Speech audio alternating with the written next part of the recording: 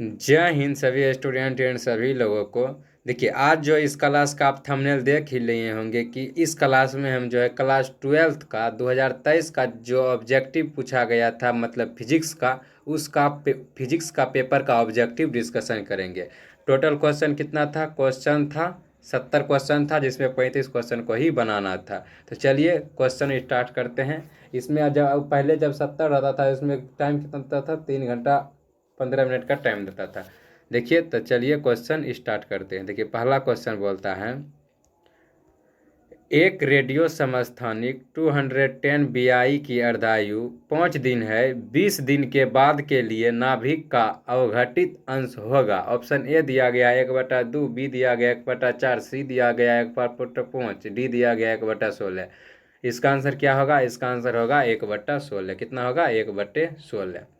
देखिए, अगला क्वेश्चन है, दो आवेशों के बीच विद्युतीय बल मतलब इलेक्ट्रिक फोर्स एंड गुरुत्वीय बल ग्रेविटेशनल फोर्स के अनुपात निम्न में से किस रूप में होता है? ए दिया गया 10⁻42, बी दिया गया 10⁻39, सी दिया गया 10⁻36, डी दिया गया 1। तो इसका आंसर क्या होगा? इसका आंसर होगा 10⁻39। आप पढ़े होंगे जब आप क्वेश्चन सॉल्व किए होंगे तो। देखिए, अगला क्वेश्चन है, दो आवेश Q को मिलाने वाली रेखा के बीच में एक आवेश Q रखा जाए तो आवेश के इस व्यवस्था में संतुलन के लिए Q का मान होगा। ए Q/2, बी -Q/4, सी -4Q, डी +Q/4। तो इसका आंसर क्या होगा? इसका आंसर होगा +Q/4। चलिए अगला क्वेश्चन देखते हैं।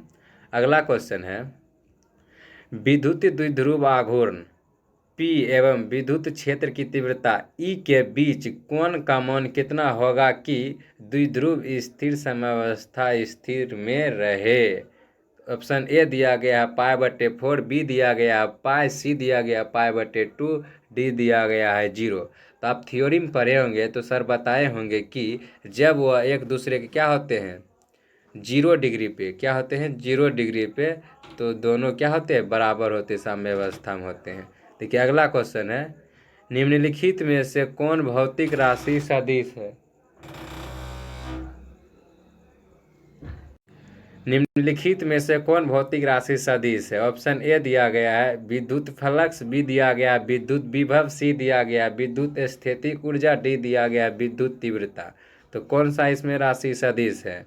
अगर आप जानते हैं तो इसका आंसर कमेंट बॉक्स में कर सकते हैं, नहीं तो इसका आंसर हम बता रहे हैं। इसमें जो है विद्युतीय तीव्रता जो है ये क्या है? सदिश राशि है। नहीं तो विद्युत फ्लक्स, विद्युत विभव, विद्युत स्थैतिक ऊर्जा क्या है? अदिश राशि है। देखिए, अगला क्वेश्चन है, दो तरंगे y = 4 sin ω t एवं y2 = 3 cos ω t से उत्पन्न व्यक्तीकरण के आयाम का महत्तम मान होगा। ऑप्शन ए दिया गया है 7, बी दिया गया है 5, सी दिया गया है 1, डी दिया गया है 25। इसका आंसर क्या होगा? इसका आंसर होगा बी। क्या होगा? बी 5। क्या होगा? 5। चलिए आगे बढ़ते हैं। कहता है, परिनालिका में चुंबकीय ऊर्जा घनत्व का सूत्र है। ए V²2μ0, B/2μ0, C = 2μ0 V², D = B4πμ0। इसका आंसर क्या होगा? इसका आंसर होगा B²/2μ0। अगला क्वेश्चन है, निकेल है। ए अनुचुंबकीय, बी प्रतिचुंबकीय, सी लौ चुंबकीय, डी इनमें से कोई नहीं। तो निकेल क्या है? निकेल क्या है? अगर आप जानते हैं तो इसको बता सकते हैं कमेंट बॉक्स में, इसका आंसर बताइए। अगर नहीं जानते हैं तो हम इसका आंसर बता रहे हैं। निकेल क्या है? निकेल एक लौ चुंबकीय पदार्थ है। देखिए आगे बढ़ते हैं। अगला क्वेश्चन है, चुंबकीय याम्योत्तर एवं भौगोलिक यामोत्तर के बीच का कोण कहलाता है। ऑप्शन ए दिया गया है नमन कोण, बी दिक्पात, सी चुंबकीय क्षेत्र का क्षैतिज घटक, डी आभासी नमन कोण। इसका आंसर क्या होगा? इसका होगा दिक्पात। क्या होगा? दिक्पात। देखिए अगला क्वेश्चन है, एक उभयतल लेंस के प्रत्येक तल की वक्रता त्रिज्या 20 सेंटीमीटर तथा लेंस के पदार्थ का अपवर्तनांक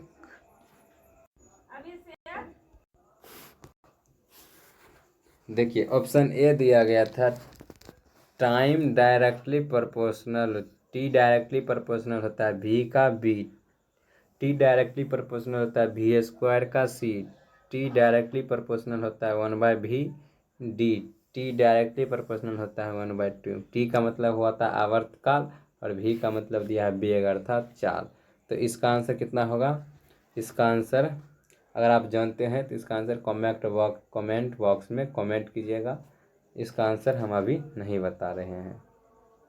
देखिए अगला क्वेश्चन है, वान डी ग्राफ जनित्र एक ऐसी विद्युत स्थैतिक युक्ति है जिससे उत्पन्न होता है ए केवल उच्च धारा, बी केवल उच्च वोल्टेज, सी केवल उच्च धारा एवं उच्च वोल्टेज, सी निम्न धारा एवं निम्न वोल्टेज। तो इसका आंसर क्या होगा?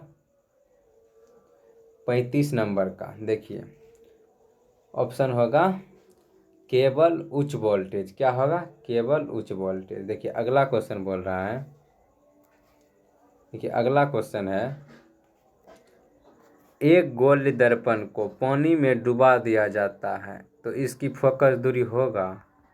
ऑप्शन ए दिया गया है घट जाएगी, बी बढ़ जाएगी, सी समान रहेगी, डी इनमें से कोई नहीं। तो इसका आंसर क्या होगा? इसका आंसर होगा समान रहेगी। क्या रहेगी? समान रहेगी। देखिए अगला क्वेश्चन है, पूर्ण आंतरिक परावर्तन की स्थिति में परावर्तन गुणांक का मान होता है ए 0.5, बी 1, सी 0, डी इन्फिनिटी।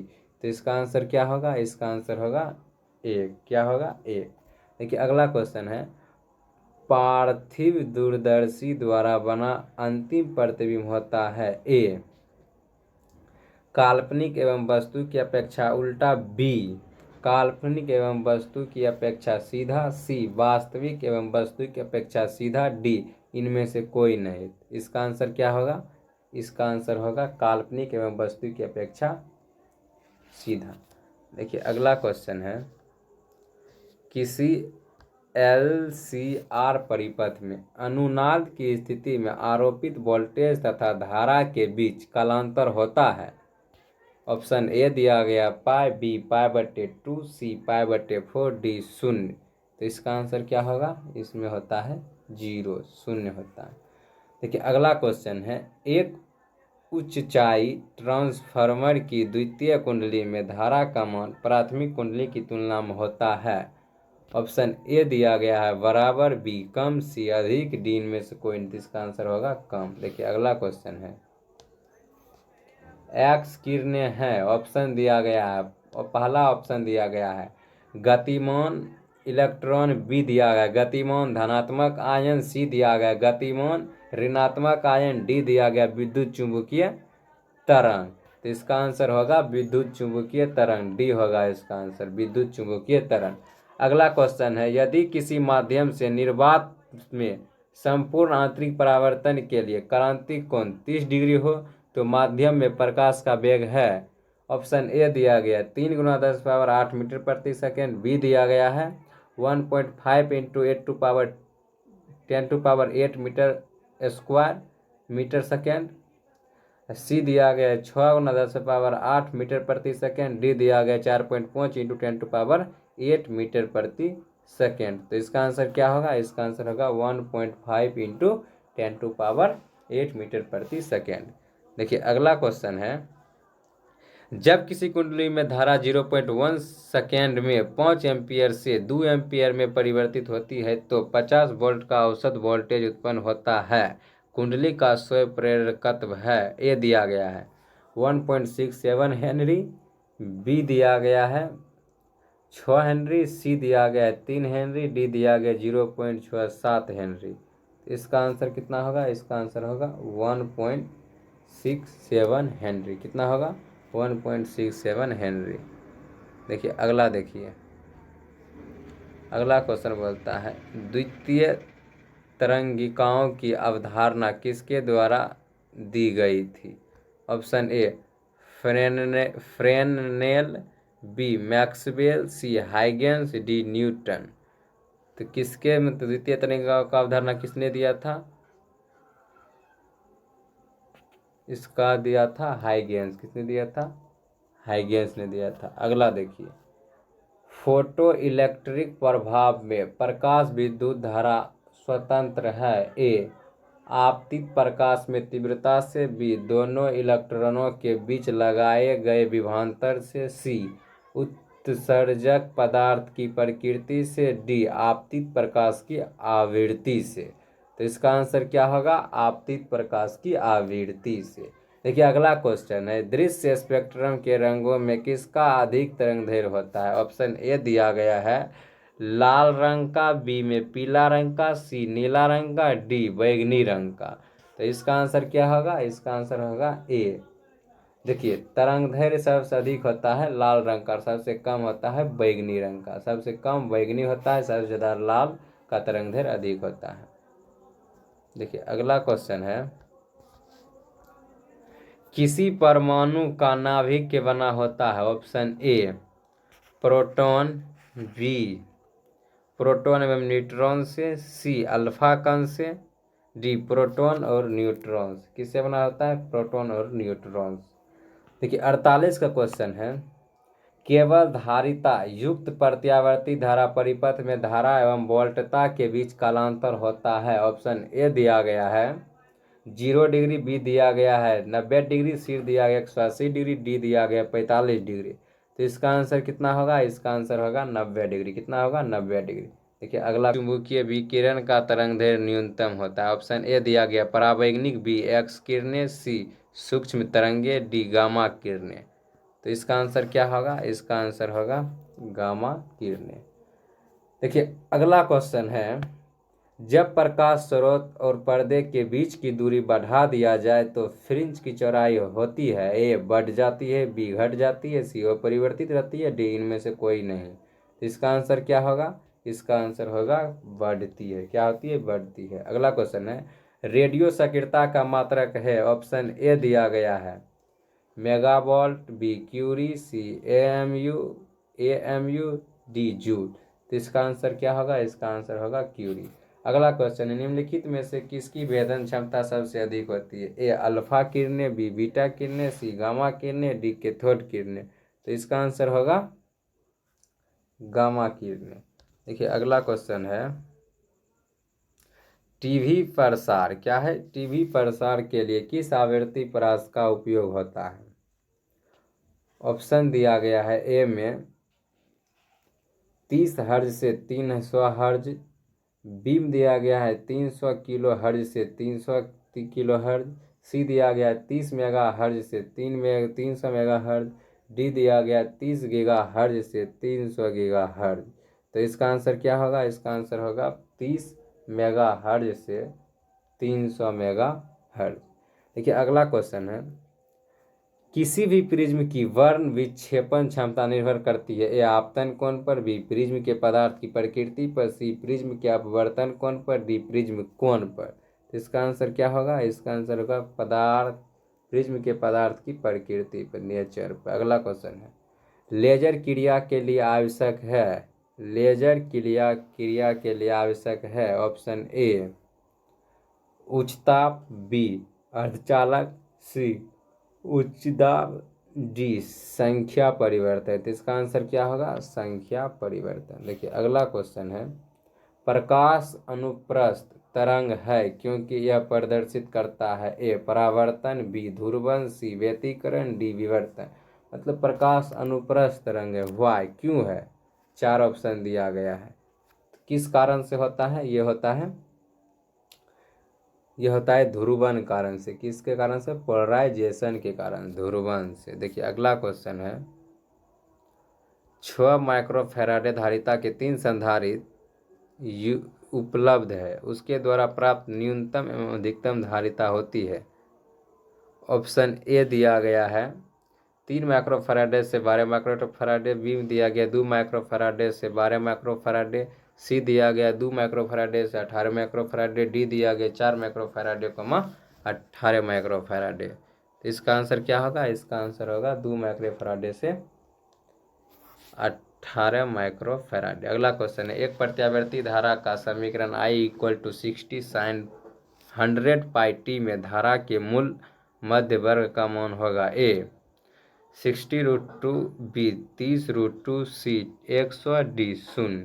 तो इसका आंसर क्या होगा? अगर आप जानते हैं तो इसका आंसर कमेंट बॉक्स में लिख सकते हैं। अगला क्वेश्चन है, एल आर परिपथ की प्रतिबाधा होती है A R square plus omega square L square, B R plus omega L, C root under R plus omega L, D root under R square plus omega square L square. तो इसका answer क्या होगा? Root under R square plus omega square L square. देखिए अगला question है कि एक वृत्तीय धारावाही लूप की त्रिज्या दुगुनी तथा धारा आधी कर दी जाती है तो इसका चुंबकीय आघूर्ण हो जाएगा। ऑप्शन ए दिया गया है आधा, बी दुगुना, सी चौगुना, डी इनमें से कोई नहीं। तो इसका आंसर होगा दुगुना। क्या होगा? दुगुना। देखिए अगला क्वेश्चन बोलता है एक चौक कुंडली का स्वप्रेरकत्व 5 हेनरी है। इससे बहती धारा 2 एम्पीयर सेकेंड इनवर्स की दर से बह रही है। चौक कुंडली का प्रेरित विद्युत वाहक बल होगा। ऑप्शन ए दिया गया 2.5 वोल्ट, सी दिया गया है 5 वोल्ट, बी दिया गया है 5 वोल्ट, सी दिया गया है -10 वोल्ट, डी दिया गया है 10 वोल्ट। तो इसका आंसर क्या होगा? इसका आंसर होगा -10 वोल्ट। देखिए अगला क्वेश्चन है पृथ्वी का चुंबकीय आघूर्ण है A 8.0 joule time inverse, B 11.5 JT inverse, C pi JT inverse, D 8.0 10⁻22 JT inverse. इसका आंसर क्या होगा? इसका आंसर होगा डी। क्या होगा? डी होगा। देखिए अगला क्वेश्चन देखते हैं। कहता है विद्युत चुंबकीय तरंग में विद्युतीय तरंग तथा चुंबकीय तरंग के बीच कालांतर होता है। ऑप्शन ए पाई, बी पाई/2, सी पाई/3, डी 0। तो इसका आंसर क्या होगा? इसका आंसर होगा 0। देखिए अगला क्वेश्चन बोलता है परावैद्युतांक का SI मात्रक होता है। Option A newton inverse coulomb inverse metre square, B newton coulomb square metre square, C newton coulomb square coulomb inverse square metre square, C coulomb square newton inverse metre inverse square. तो इसका answer क्या होगा? इसका आंसर होगा coulomb square newton inverse metre inverse square. अगला question है 65 का, बोलता आवेशित संधारित्र पर कुल आवेश होता है ए 0, बी 1 माइक्रोकूलम, सी 1 कूलम, डी अनंत। तो इसका आंसर क्या होगा? इसका आंसर होगा 0। क्या होगा? 0 होगा। देखिए अगला क्वेश्चन है चालक के अंदर इलेक्ट्रॉन की गति होती है। ऑप्शन ए समरूप, जी त्वरित, सी अपसरित, डी अवमंदित। तो इसका आंसर क्या होगा? इसका आंसर होगा अपसरित। देखिए अगला क्वेश्चन देखते हैं। अगला क्वेश्चन है वायु में स्थित स्थिर इकाई धनावेश से निकलने वाली संपूर्ण विद्युत फ्लक्स का मान होता है। ऑप्शन ए दिया गया है epsilon naught, B epsilon naught inverse, B 4 pi epsilon naught, D दिया गया है 4 पाई एप्सिलॉन नॉट इनवर्स। इसका आंसर क्या होगा? इसका आंसर होगा एप्सिलॉन नॉट इनवर्स। देखिए अगला क्वेश्चन है प्रति इकाई आवेश पर लगने वाला बल कहते हैं, मतलब यूनिट चार्ज पर लगने वाला बल को क्या कहते हैं? ऑप्शन ए दिया गया है विद्युत प्रवाह, बी दिया गया विद्युत विभव। इसका ऑप्शन सी नहीं दिया गया, क्वेश्चन मिसप्रिंट है। अगला क्वेश्चन देखते हैं। देखिए अगला क्वेश्चन है आवेश का परिमाणीकरण दर्शाता है कि ए आवेश जो इलेक्ट्रॉन पर आवेश का एक अंश है, संभव नहीं। बी, एक आवेश को एक आवेश को नष्ट नहीं किया जा सकता है। सी, कणों पर आवेश होता है। डी, एक कण पर न्यूनतम अणु में आवेश होता है। तो इसका आंसर क्या होगा? इसका आंसर होगा कितना? आवेश जो एक इलेक्ट्रॉन पर आवेश का एक अंश है, संभव नहीं, मतलब ए क्या होगा? ए। अगला क्वेश्चन है, विद्युत क्षेत्र रेखा से जानकारी प्राप्त होती है। विद्युत क्षेत्र रेखा से जानकारी प्राप्त होती है। क्षेत्र की शक्ति। बी, दिशा। सी, आवेश की प्रकृति। डी, इनमें से सभी। किसके बारे में पता चलता है? इनमें से। आई होप कि इस वीडियो में जितना भी क्वेश्चन कराए होंगे, सिर्फ न्यूमेरिकल को आपको हम सिर्फ टिक मरवाए हैं, लेकिन जब इस न्यूमेरिकल को हम जब चैप्टर वाइज पढ़ाएंगे, मतलब बांटेंगे, तो इस क्वेश्चन जब इसमें इंपॉर्टेंट होगा तो इसको हम बोर्ड पर जितना भी न्यूमेरिकल था उसको करवा देंगे। तो आज के लिए इतना ही, मिलते हैं अगले वीडियो में। जय हिंद।